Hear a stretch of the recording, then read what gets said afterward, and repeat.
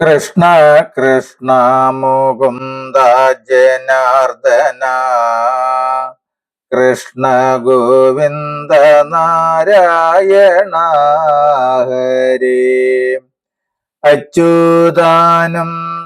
ഗോവിന്ദ മാധവ സച്ചിദാനന്ദ നാരായണ ഹരേ.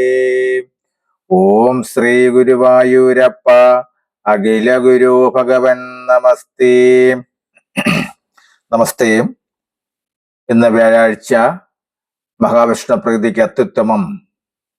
ഈ വ്യാഴാഴ്ചയിൽ ശ്രീമദ് ഭാഗവതത്തിലെ ദശമസ്കന്ധത്തിലെ ശ്രീകൃഷ്ണാവതാരം കഥാഭാഗം തുടരുന്നു.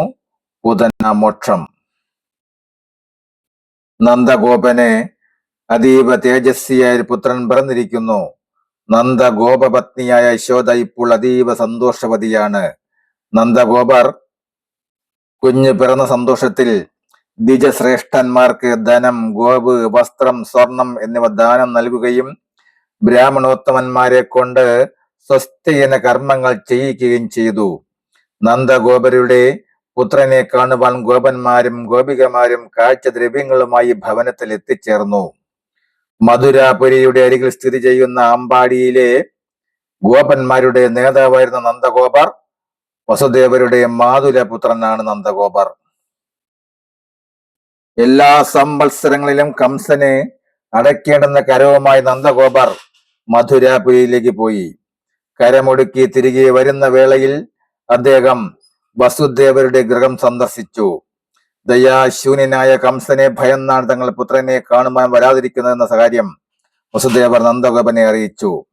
രോഹിണിയുടെ കുഞ്ഞിനെയും കാണുവാൻ സാധിച്ചിട്ടില്ലെന്ന് വസുദേവർ പറഞ്ഞു.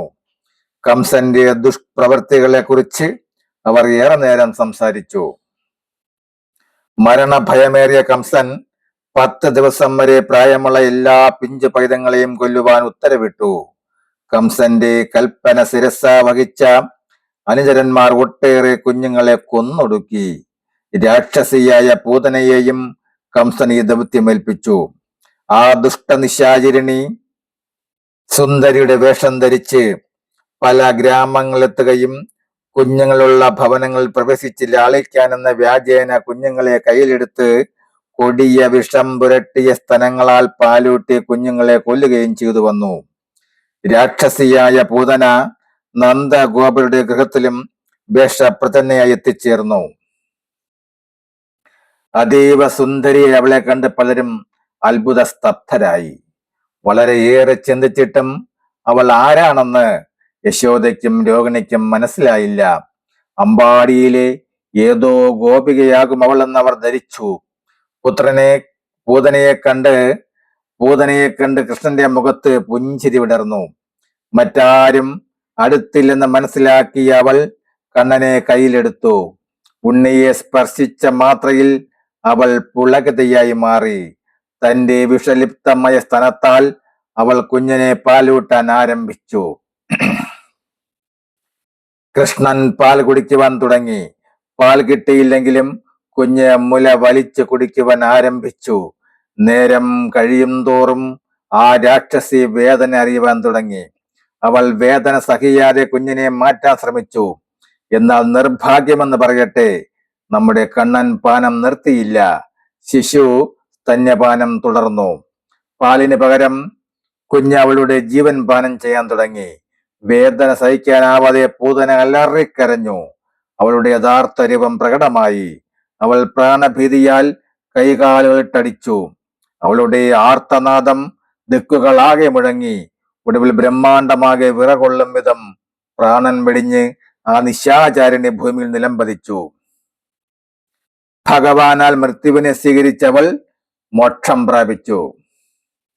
ജീവനറ്റ് നിലംപതിച്ചു കിടക്കുന്ന രാക്ഷസിയെ കാണുവാൻ ആമ്പാടിയിലെ ആഭാലവൃദ്ധം ജനങ്ങളും തടിച്ചുകൂടി.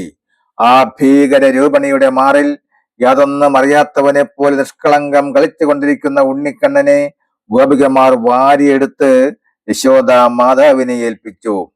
യശോദ തന്റെ പുത്രനെ വാത്സല്യപൂർവ്വം നുകരുകയും കുഞ്ഞിന് യഥാവിധി സ്നാനകർമാദികൾ നടത്തുകയും ചെയ്തു. ഈ വേള മധുരയിൽ നിന്നും നന്ദഗോപർ തിരികെ എത്തുകയും വിവരങ്ങളെല്ലാം അറിയുകയും ചെയ്തു. ഏവരും ഒത്തുചേർന്ന് പൂതനയുടെ ഭീമാകാരമായ ദേഹത്തെ പല കഷണങ്ങളാക്കി അകലെ ഒരു സ്ഥലത്ത് കൊണ്ടുപോയി ദഹിപ്പിച്ചു. അവളുടെ ശരീരം ദഹിക്കവേ ആ ചിതയിൽ നിന്നും ഉയർന്ന ധൂമം അതീവ പരിമളം നിറഞ്ഞതായിരുന്നു. ഇത് ഏവരിലും ആശ്ചര്യം നിറച്ചു. ദുരാത്മാവായിരുന്നെങ്കിലും ഭഗവാൻ സ്തന്യപാനം ചെയ്തതിനാൽ പൂതനയ്ക്ക് മാതൃസ്ഥാനം ലഭിച്ചു. കൂടാതെ ഭഗവാൻ ശിശുവായി ഏറെ നേരം അവളുടെ മാറിൽ ചേർന്ന് കിടന്നതിനാൽ അവൾക്ക് പരമമായ സായുജ്യം ലഭിക്കുകയും ചെയ്തു. ചിതയിൽ നിന്നും ഉയർന്ന ധൂമം സുഗന്ധഭരിതമായതിന്റെ കാരണം ഇതാണ്. നമസ്തേ. അടുത്ത ഭാഗം ശകുടാസുരവധം തുടരും അടുത്ത വ്യാഴാഴ്ച. ഹരേ രാമ ഹരേ രാമ രാമ രാമ ഹരേ ഹരേ ഹരേ കൃഷ്ണ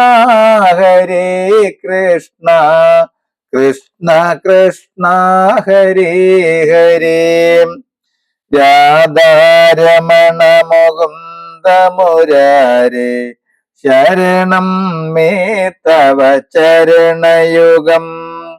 ശംഭോ ശങ്കര സാംബ സദാശിവ ശരണം മേ തവ ചരണയുഗം. ദേവി മഹേശ്വരി പാർവതി ശങ്കരി ശരണം മേ തവ ചരണയുഗം. പവനപുരേശ രാധാകൃഷ്ണ ശരണം മേ തവ ചരണയുഗം. ശരണം മേ തവ ചരണയുഗം. ശരണം മേ തവ ചരണയുഗം.